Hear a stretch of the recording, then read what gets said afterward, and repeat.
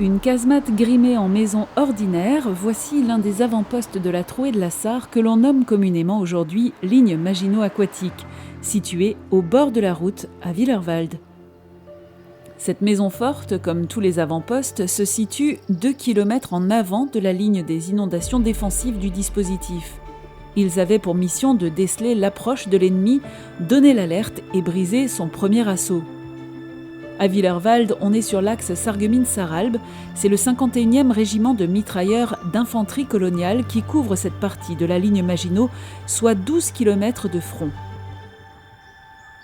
Le blocos était armé d'un canon anti-char en action frontale, couvrant l'axe routier, et de 7 créneaux pour armes individuelles ou fusils mitrailleurs couvrant les abords du blocos et le talus de la route. Ces avant-postes, encore appelés bouchons, sont généralement recouverts d'un toit en tuiles et les créneaux fermés par des volets en bois leur donnent l'apparence d'une maison d'habitation. C'est ce que l'on voit encore aujourd'hui à Willerwald. Un cantonnement léger situé à proximité permet d'abriter les soldats qui viennent occuper la position à tour de rôle.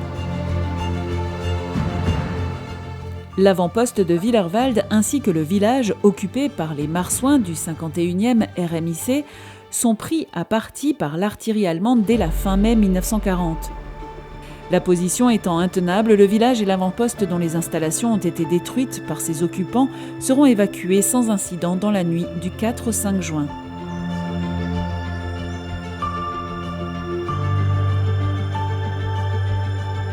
Mis en valeur par la commune, le site vous raconte les combats de 1940 dans la Trouée de la Sarre.